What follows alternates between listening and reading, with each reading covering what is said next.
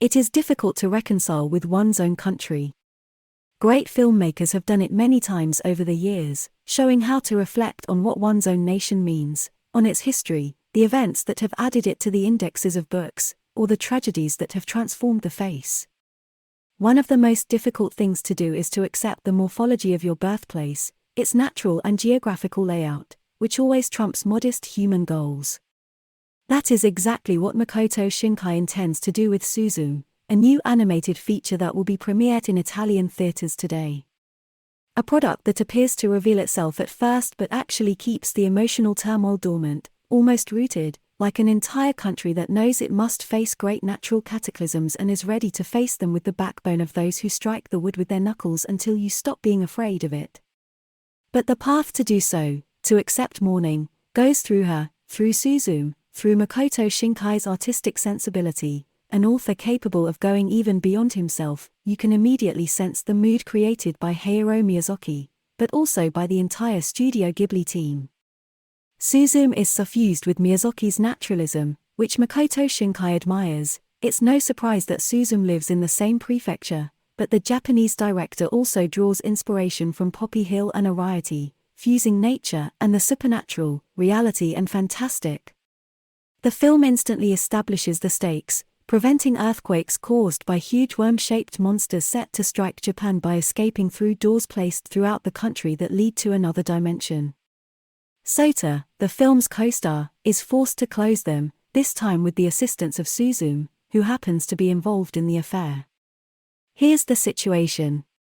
Suzume's engagement is triggered by the main theme of Shinkai's cinema, love.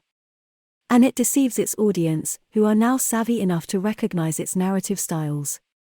The plot is triggered by the concept of love, but it gradually becomes secondary, expanding to a more universal sentiment, less bound to the backdrop of him, her and the hardships of the marital connection that produced Shinkai's riches. As though the author wants to go beyond already well-trodden material, upping the stakes in comparison to his past work.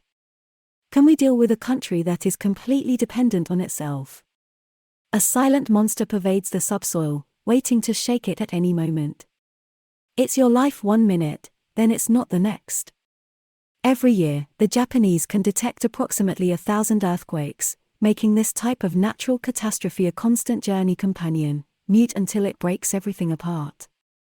Makoto Shinkai's intention with Suzume is to focus explicitly on the relationship between his Japan and the stepmother character of Leopardi's memory. Because the film broadens the field of love to collective problem-solving, a constant helping each other cope with something too big to understand alone.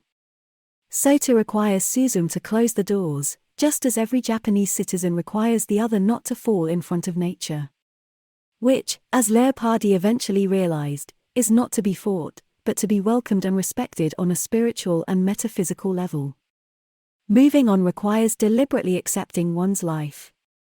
Shinkai masterfully mixes Suzume's singular experience with one of Japan's and the world's most catastrophic events, the 2011 earthquake and tsunami that led to the Fukushima disaster.